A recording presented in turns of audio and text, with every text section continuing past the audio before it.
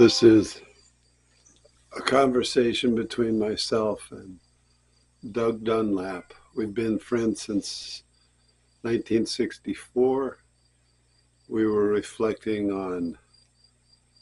be reflecting on our friendship all these years, but also the time that we met and when we lived in Pakistan. So this is coming up. Enjoy. So we've known each other since 1964.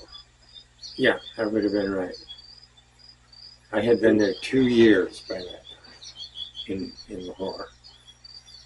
Do you remember when you arrived, the month, by any chance? Don't have a clue. Yeah, okay. I think I arrived late in 1962. A little bit past the beginning of the school year. Yeah, I was in 6th grade. From where did you come?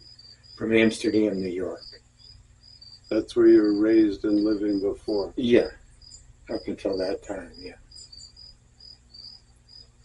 And your family were missionary doctors? Right, for the Presbyterian Church. My father, like his father before him, had decided he wanted to be a medical missionary.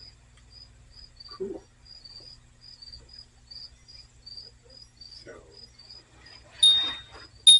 So when you got there, oh, okay, I don't know how you want to do this. Well, we're doing fine. It's just Okay. a conversation. So how about in your case, your arrival there? How did you? We were living in Downey, California. I had to get a whole series of shots. Remember, I was in the hospital with appendicitis right before we left.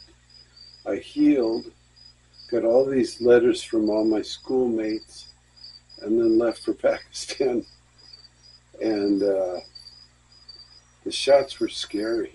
There was one called the gamma globulin. Yeah, I Had to remember go into the stomach or something. that one hurt, didn't it? Yeah. Yeah. But so we leave California, and I'm seeing the Watts riots as we're leaving. Oh, That was the smoke was coming out of Watts. 1964. Yeah, Okay. whatever date that was.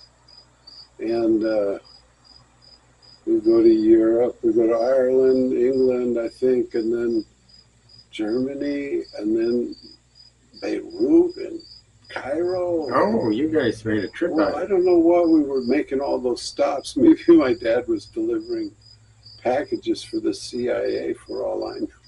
You know, back then corporations are hand in hand with the government. Oh, okay. No, they still are. So it didn't seem like it was just a sightseeing trip, taking advantage of the trip over? Well, that was it. My dad said that was what I was getting to. The motivation was that his salary would be doubled from California, and we would live like kings. Oh, okay.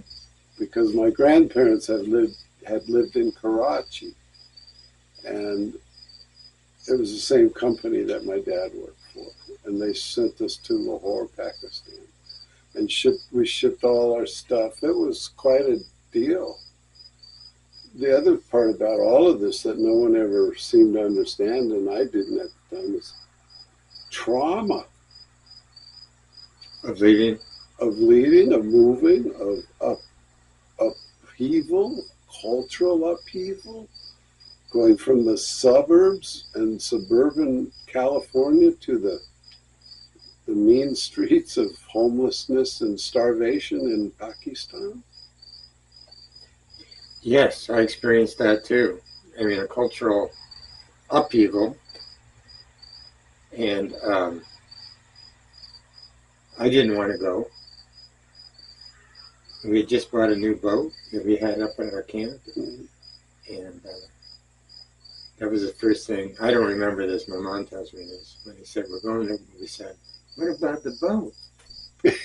How old were you when you went? Well, 15? I would have been 12. 11.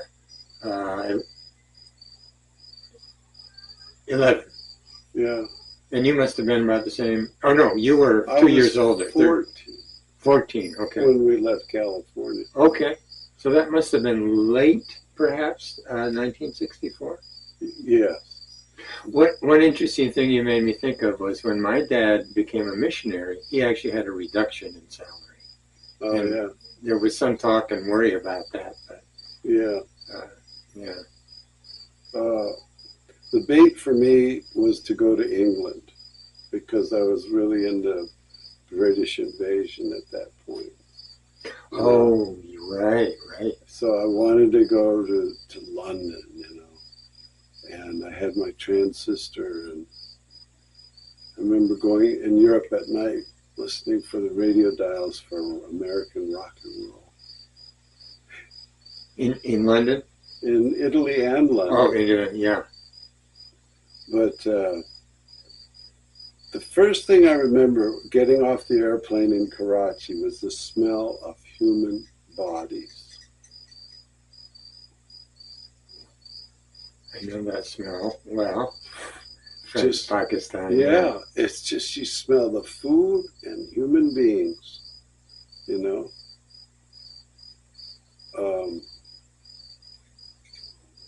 And then walking around, being there, and then the war broke out. We were there 3 or 4 days, and the war breaks out.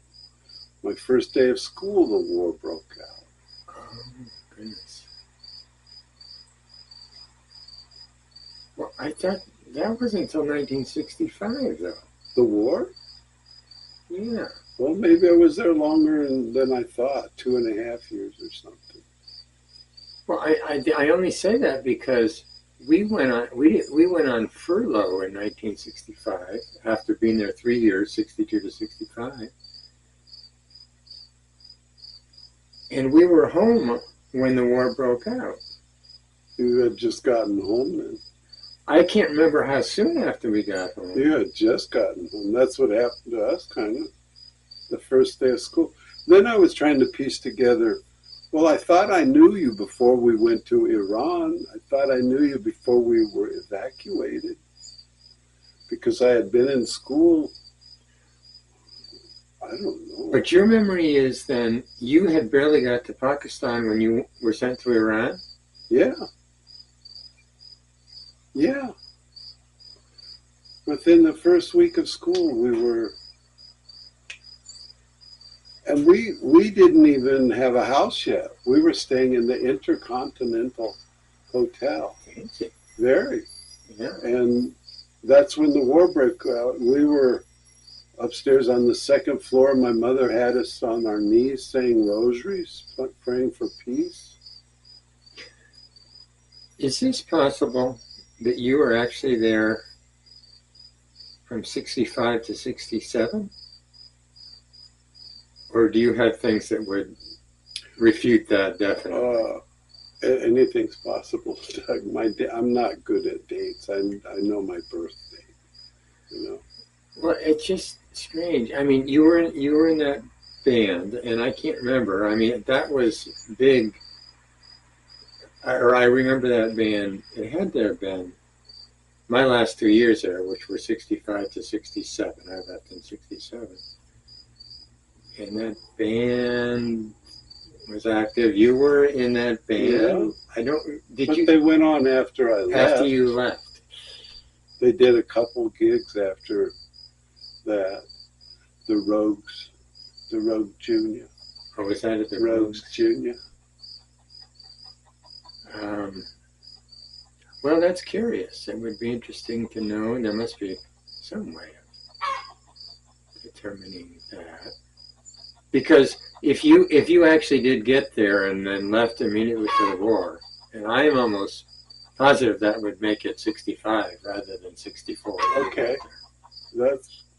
And if you were 14, that would kind of confirm that, because you were born in the same year, 51, right? Yeah. So that would make it 65. If you were 14. I've been wrong all these years. I have a little book with the dates in it. I wrote a journal at that point in time. So I know we could figure out the dates after the Watts riots, for one. Okay. To come home, I don't know what the marker would be. All right. This is what I think right now. I think Okay. you went in 65. Okay. I did not meet you then when you went at first. You went to Iran. Yeah. I was in the States. We both came back, Yeah. and you stayed there for another year at least. At least. And that's when you were in the band. That's when I got to know you. And I was going to a Pakistani school, English-speaking school. Oh, you didn't go to LAS at all? I did for a short time at the beginning, and then somehow I ended up in another school. After you came back from Iran, perhaps? I don't remember. It seems to me I would have been at LAS quite. I remember one teacher. Remember the name at all? She was an English teacher. White hair, gray. She taught me prepositional phrases, and I've never forgotten. I was going to say Mrs. McDonald, but I don't think she had white hair.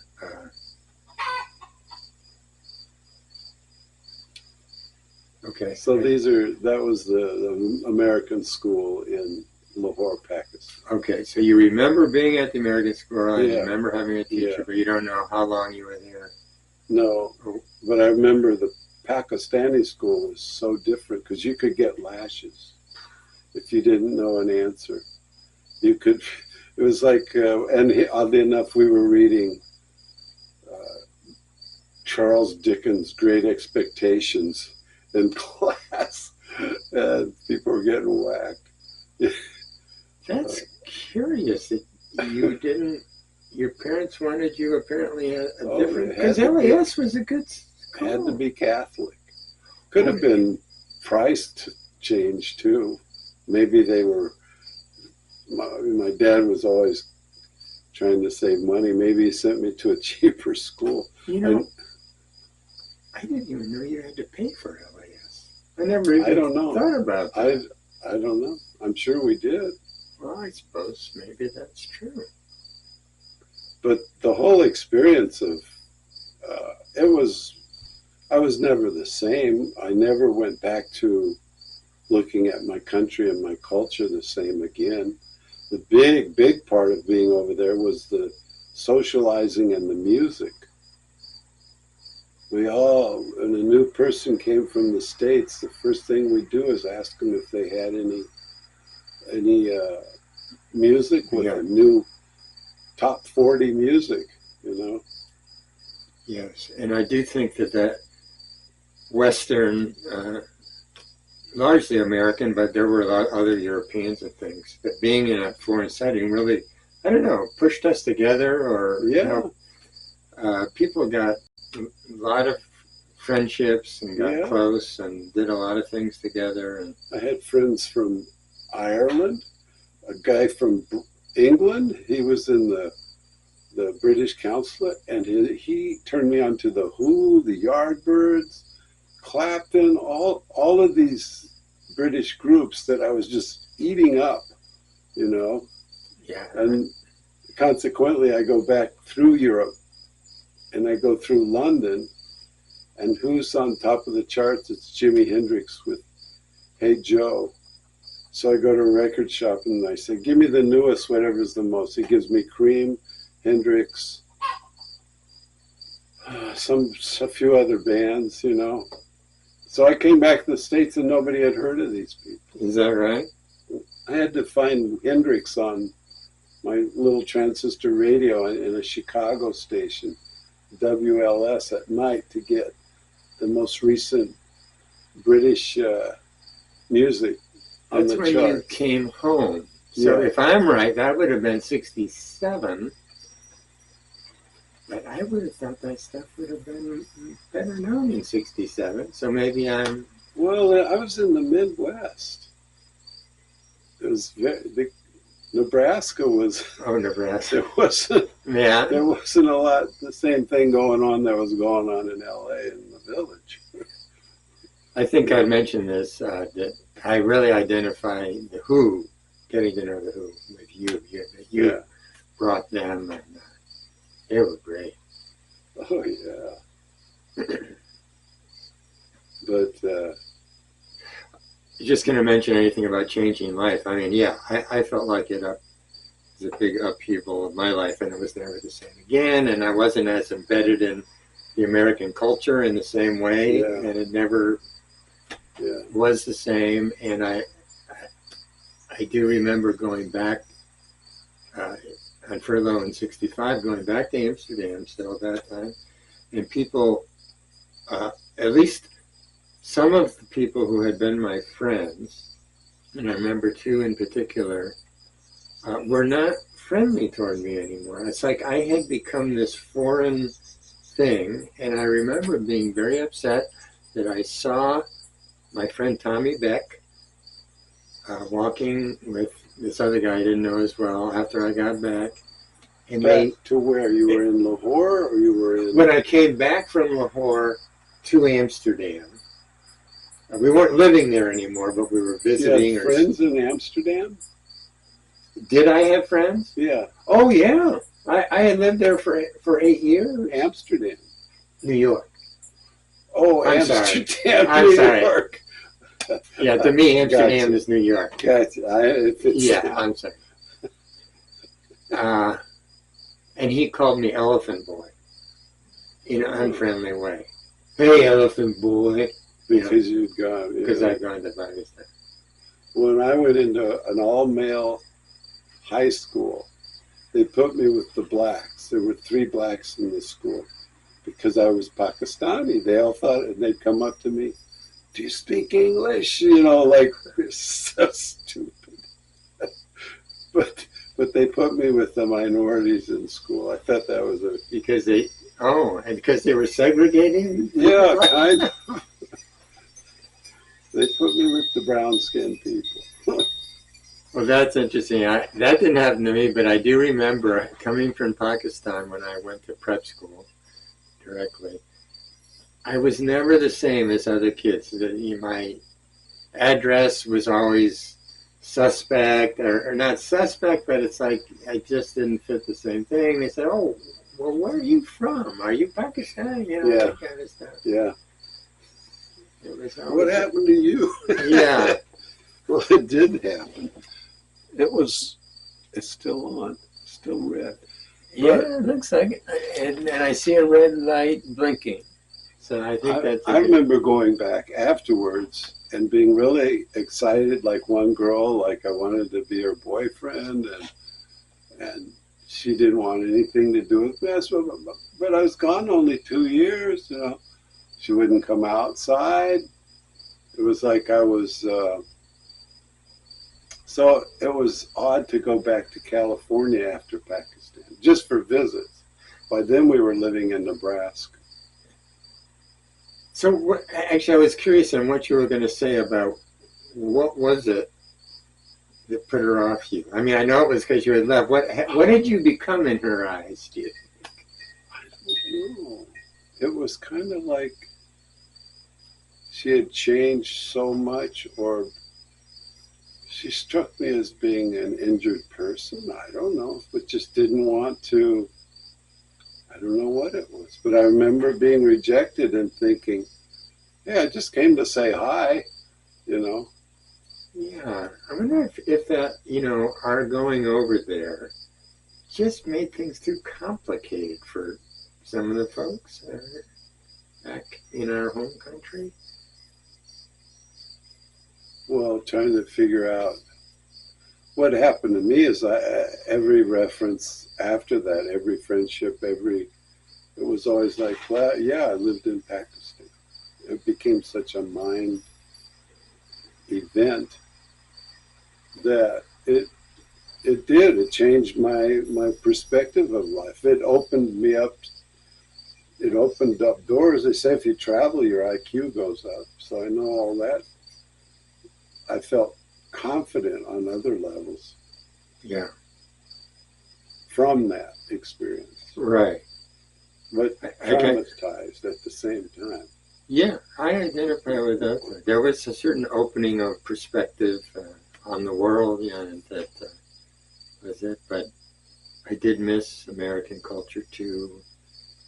We felt deprived over there. We didn't get McDonald's hamburgers and stuff like that. You know, my older brother and sister were more, they were the ones that were complaining there were no shopping malls and no, you know. I was younger and I was able to see it more as an experience, and I had heard about it from my grandparents and was more inquisitive about the culture or how they lived and the whole thing. I remember just thinking, looking at a newspaper and the writing and the Urdu and whatever, and just going, it's like kind of like how I felt when I went to Japan last year. You just, it's another planet. There's nothing to reference except that's what traveling does. It teaches you who you are, you know. Yeah. I know for me, I can barely put this into words, but growing up in those formative years, and I was here for 5 years, and then I went back to visit, 11 to 16. There was always a part of me that was so fascinated with this culture, but also felt this barrier that I could never really be a part of that culture because it was so different, even though I had some Pakistani friends and ate Pakistani food, and there was this part of me that wanted to be able to dive into that culture in sort of a real way. And I would read a lot of books for years and years after that about Pakistan and India, and especially about Westerners who had dived into the culture and got involved. And Rudyard Kipling. well, there was this author, John Masters, I think. Yeah. Do you remember him? Something of Bengal, the something of Bengal. That probably was one of them. He was a British guy. He wrote about historical British being over there. Penguin books. Okay, I read all his books. I read Kipling and some of that other stuff.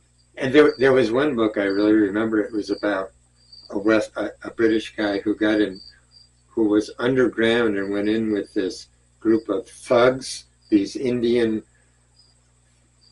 thugs who would murder people. Yeah. And he was part of the gang and everything. Anyway. I feel that now when I go to Nicaragua every year. I know they're my family. But I know there's always a certain separations that for a while I thought of it as a kind of a spiritual struggle. Like, how do I relate to these people other than being the know-it-all American? How do I relate to them as family? That was much easier, you know. But yeah. Well, I think now that there's just sort of always going to be those kinds of barriers that you can enjoy the culture, but it's hard to become a full part of it. I felt that way living in Canada too. And I finally decided, this is a little bit tangential, but in Canada, where you can pass as a Canadian pretty easily, sometimes, although they can identify it pretty quickly, but sometimes I would be passing as a Canadian, I could tell. And so I would deliberately slip into the conversation that I was American because somehow I felt like that's who I was and they should know who I really am. Let them know. Yeah, let them know. And then they can deal with me however they deal with Americans. Of course, in Pakistan, there was no way of disguising the fact that you were a Westerner. I remember being called a Sufed Bandar, a white monkey.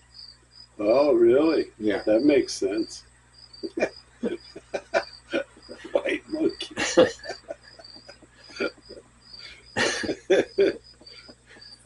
Well,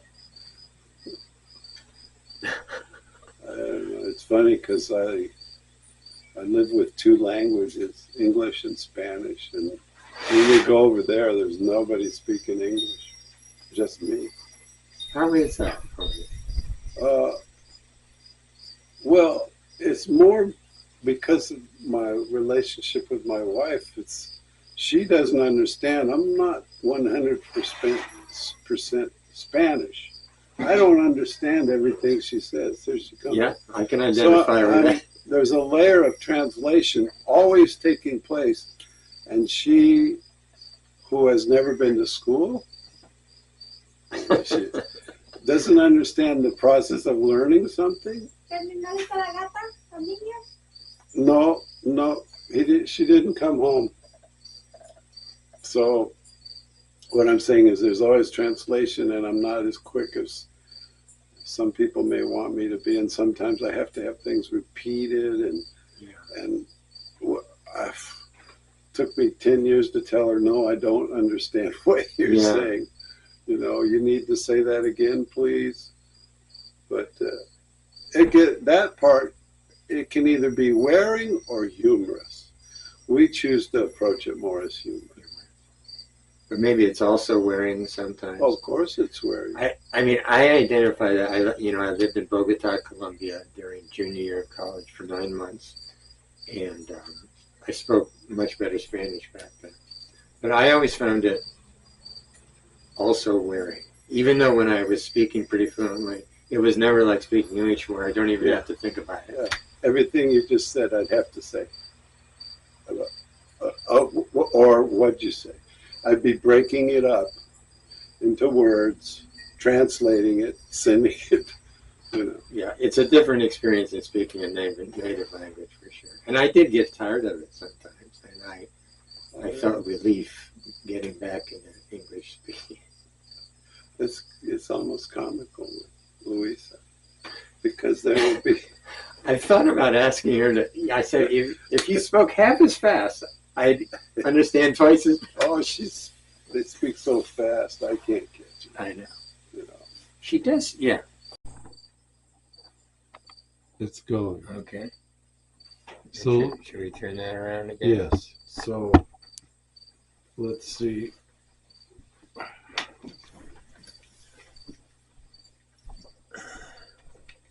Oh, a little bit. Can we see? Oh, okay. There? Is that you?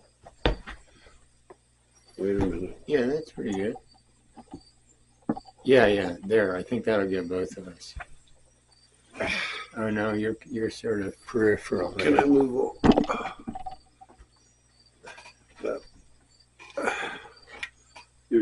You're I find this two old All right. geezers. That would be a good name for the podcast. I'll make it. It will be a movie. Now we should time how much time we have. Okay, it's 20 after 11. So we got 13 minutes more or less. Okay. But Maybe we can check that periodically too. I guess it had gone out before we noticed. yeah, I don't know why. I saw before there's a 20-minute limit. I guess I'm going to have to spend $300 on a better camera. I had the same camera, but I lost it in Japan. And it was just like little shorts. Anyway, we were talking about charas, which is hashish. That's what they called hashish over there. And we had begun to smoke it. And as far as I knew at the time, we were the only gringos doing that. We could have, there could have been other people who didn't tell us about it. But and then you were talking about how we would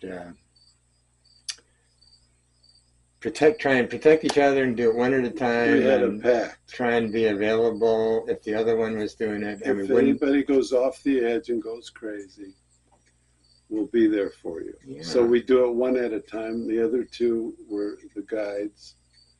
And that's how I remember I did it at a party. And you guys are, what do you feel? How do you feel? I remember, I feel like I've walked into a cartoon. That's what I said. Oh, yeah.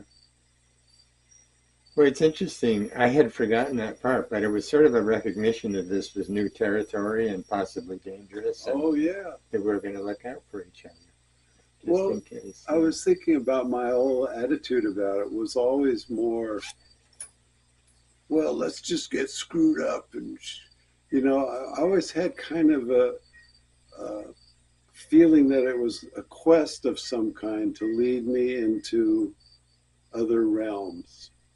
Right from the start, huh? Yeah, from the very beginning. Even though I didn't believe anything anybody was telling me about it, the adult world, how you could, yeah, it's a gateway drug, you know. See, I don't even remember hearing anything much about it, and I don't remember exactly how we stumbled onto Well, it it. might have been through music that we were Maybe so. referencing, Yeah, I mean, but depending. your cook got you the Charas. I remember that. Or somebody that worked Oh, in your house. It could have been. Rolene was our cook, He got you. and he and I did talk about stuff. I remember. Okay, I hadn't remembered that, but that's entirely possible. Well, I knew by the time I came home to Nebraska, I was fully aware of what marijuana was, and I was trying to grow my own that within Oh, that okay. year. So, I like 16. I brought some Charas back with me. Actually, I'm trying to remember. I think I asked my brother Mark to bring some. Yeah. My mother found out about that. She was so mad. And I think, though, he did bring some successfully. And it was this bar, Yeah. about that long. And Yeah. it lasted a long time. Oh, yeah. And we would put it in a cigarette, right? And mix it in the tobacco, Yeah. which was probably a very unhealthy way to do it. Yeah. I remember getting in trouble when we came back the year of the Democratic Convention. 68. We were in Winnebago, Illinois, you and me and Frank, and we smoked weed or hashish. And I came home and my father read a letter that Frank wrote me about smoking, and my father, he went ballistic. He threw a plier at me because I said, "This is none of your business. It's my personal mail." Anyway, he could have blinded me. But the point was, then and another time, he went into the basement and just tore up all of my Jimi Hendrix and Cream, and he tore up Beatles. He tore up all my posters and denounced my youth movement. We were, I suppose that all that made me feel very contrary to their world. See, my parents got a hold of letters, and I can't remember the circumstances, and found out about that. But the main thing they did was feel really bad about having sent me to Mount Herman, the prep school, because they thought. And Was that in Amsterdam, New York, or what? the school? Yeah, where you're talking about, the prep school. Oh, it was in Massachusetts. Yeah, Mount Herman School. It's near where my sister lives now. It was a boys' school, and they sent me there for 2 years. And I was very unhappy there, and I took drugs there. And on vacation, that was when I went to Winnebago, and we did drugs together, and I did drugs with Frank. And yeah, so I didn't have a father who reacted that way at the time. Another thing is I never, I always felt like it was dangerous, that I had to respect it. But I took it serious enough to think it's not just for me to mess around. I always thought, like, the first time I smoked pot in the States, I thought it was medicine. I thought it helped clear my allergies out. I know it did that first time. So there were things about it that always struck me as being positive. I got in trouble in high school for getting someone a bag, that kind of thing. Being on a list of drug users and pushers, you know. And now I'm in a state where it's legal, and I'm looking at 8 plants right there. Yeah.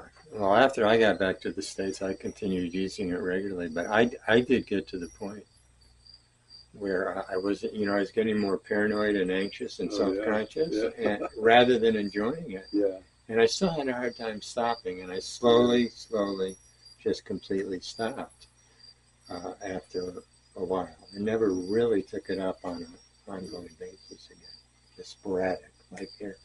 I never stopped. I remember like a bag would last me a long time, but I didn't do it that much, I guess, is the way when you're young. And it was very dangerous to get arrested. We were afraid of that part. In Pakistan, you're talking about? Or in the States. In the States, when we came back. Well, the more we're talking, the more I'm convinced that you were there 65 to 67, because 67 was when I came home, and it was like Frank and you and I had still maintained some contact and continued with the hashish, and so I think that had been recent in Pakistan. And Frank and I also did acid together. I don't know if you were there, maybe not, in Winnebago at some time when I was there in 1968. That was about the year I first did it, or 69. In high school. I enjoyed it very much. It was beautiful. Me too. Yeah, for me that was a different category from pot. Yeah. Because it was more spiritual or something. About consciousness. Yeah. I think what I learned from all of that is that nothing can alter who you are. There's always a center to you that is you. Those things to me taught me who that was, who that center is, and where it is. All right. See, I don't think I learned that. I don't think I learned very much. I just had profound experiences. And yeah. I remember talking to my mom once, and I was tripping, and she didn't know I was tripping. And I got her to open up about all this stuff, about her relationships with other men and with my father, and some stuff she still denied. She still would never admit. So you were having a conversation with her while you were high, and I was high on acid. And were you saying things that you wouldn't normally have said? I don't know what it was. Of course, I was more open. Yeah. But there was so much trouble in our family that, shortly after that, my sister was killed by her boyfriend, the cop, and got away with it. We were never together again as a family after Pakistan. It was like the last time 7 of us were as a whole. Well, family-wise, I do think there's truth to the fact that my being sent away from the family at that time to this boys' school was very difficult for me at that time. Why did they do that? We've had so many discussions about that. And not your other brothers? Well, they sent my brother Scott. They did the same thing. And he had a very negative experience too. I don't know if he talked about it that much, or that they knew it was as negative as it was. I mean, I think a lot of it was trying to do the right thing, get me a good education. Yeah. But I also think that they intuited at some level that I was doing a lot of stuff and drifting away, and that they were worried and they thought this might help. They never really admitted that. My dad accused the Christian Brothers of turning me into anti-war radical, you know. Oh, at the school you went to? Yeah. And then I ended up going to public school my last year. Well, I do think to some extent, and this could be a story, I think it's true, that I was dealing with that feeling. Esposo mío, See? va a ser de pollo, ¿ok? La lasaña, ¿ok? No. Absolutely no. See, Mom. Okay. I love to tease her. So I just reviewed it very briefly because I've actually been thinking about this lately. I think I felt lost. I felt like I needed adult support, and I was shit at getting it. I didn't, right. because I just grinned and bared it, and I Yeah. didn't really ever say, "Listen, I really need this." Yeah. You know, Yeah. and so I was lost and alone and lonely, and very into drugs.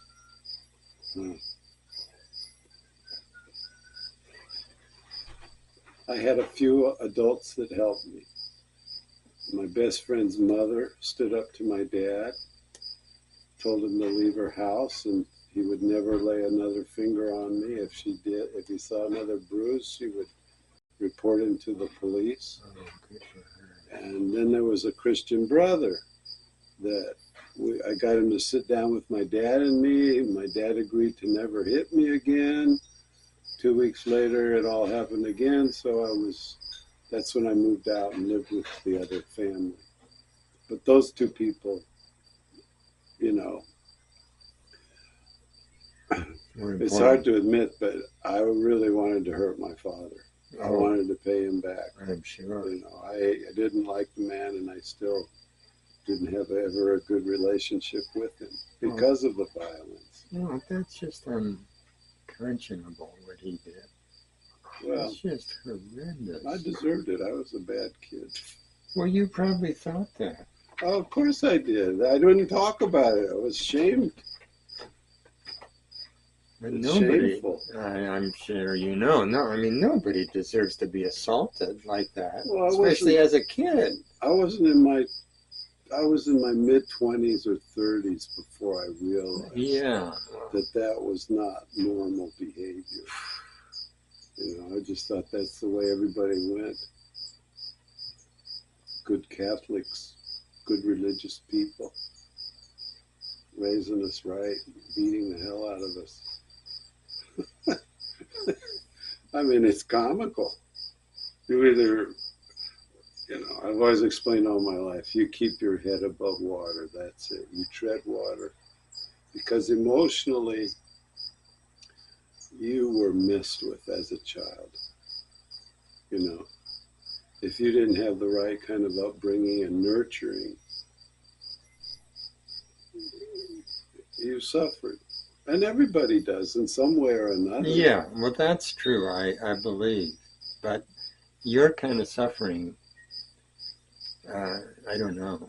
That just seems I just remember severe. being enraged and wanting to be big enough to hit back. Well, I wish, I don't know what I wish. I didn't know anything about that. I was oblivious. I mean, you guys never talked about it to me that I Frank and remember. were both, I knew Frank's father a little bit, and he scared me. yeah. But I never saw him beat Frank up. Chili pepper? No, Or este es dulce? dulce. Dulce. Este es chile pico. The roll. ¿Tú te gusta el chile hot? Más o menos. Not for the lasagna. No, es que le echas un picante. Medium. Ajá, le echas un picantito para que tenga sabor. Bueno, La cebolla. oh boy, Hay que sacar toda la cebolla, está perdida. the garden's getting half empty now. All the onions are almost gone. Yeah, I don't know. I don't know why I didn't talk about it. Yeah. Well, people didn't talk about that stuff back then. I think there's more awareness of that, probably even among children, but Now, probably a lot of, but probably a lot of children still don't talk about that. now it's the other extreme. When I was a teacher, don't touch me. You touch me, you violate me. You know, they're I over the report top about it.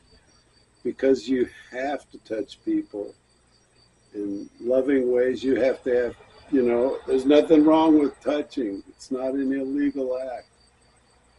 I was, you know, taught 28 years. I never had any problems. Well, anything about coming back from Pakistan that we haven't covered, or things I that lived in Omaha, Nebraska. you came back and lived in Omaha? Yeah, and beetle cuts became popular.